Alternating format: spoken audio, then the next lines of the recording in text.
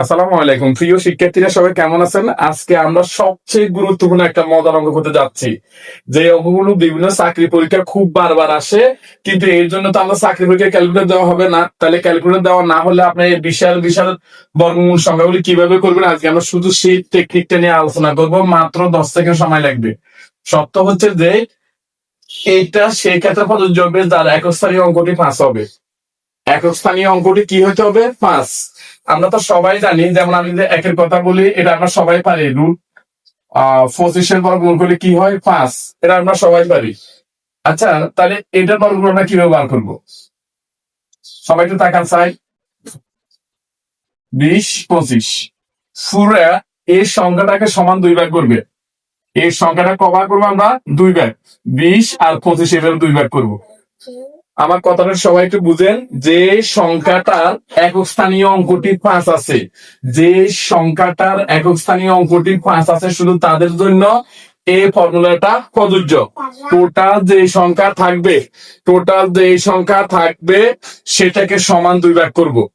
যেমন দেখেন, এখানে 25 1 ভাগ আর এখানে 20, টোটালি আমরা 2 ভাগ করছি। এখন এই সাইডে যেটা থাকবে তাকে বর্গমূল করব। 25 যদি আমরা বর্গমূল করি কত হবে? 5, রাইট? এখন এই 20 কি করবো আমরা? 20 4 5 20 লেখা যাবে। দেখো দেখি, 4 5 20।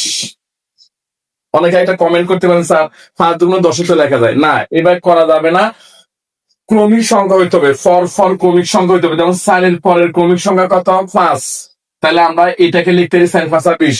10 দুগুণে কত হয়? 20। 10 আর 2 ক্রমিক সংখ্যা 9। আমি মনে হয় ব্যাপারটা বুঝতে পেরেছি। এখন এই ক্রমিক সংখ্যা সবচেয়ে ক্ষুদ্রতম সংখ্যা কত আছে? 4। এখানে 4, এখানে 5। ক্লিয়ার?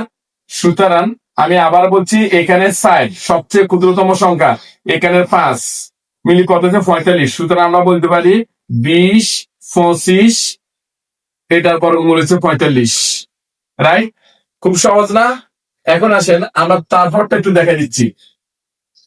আমি আবারও বলছি, যাদের একক স্থানীয় অঙ্কটি আপনার 5, তাদের জন্য এই সূত্রটা, এই ফর্মুলাটা প্রযোজ্য।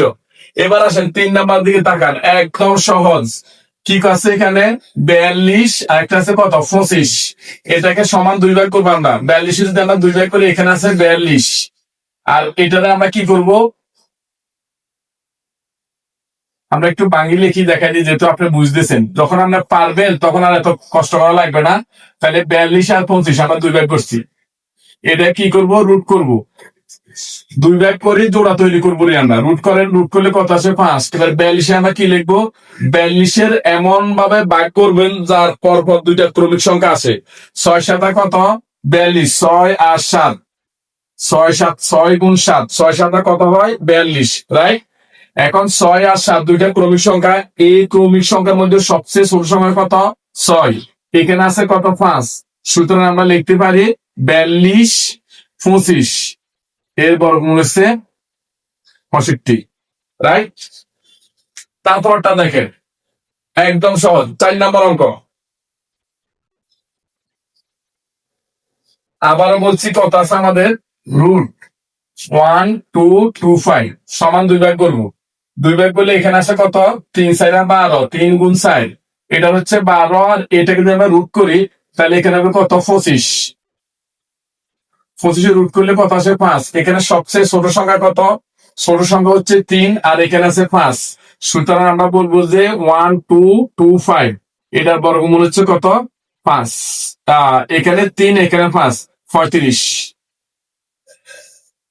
ক্লিয়ার সবাই? তাহলে এটার বর্গমূল কত? এটা বাড়ির কমেন্টে আমাকে জানিয়ে দিবেন। আপনার বাসায় করে কমেন্টে আমাকে জানিয়ে দিবেন এটার বর্গমূল কত হয়। সবাইকে অসংখ্য ধন্যবাদ। সবাই ভালো থাকেন। ফেসটি ভালো লাগলে শেয়ার কমেন্ট দিয়ে রাখবেন। আসসালামু আলাইকুম।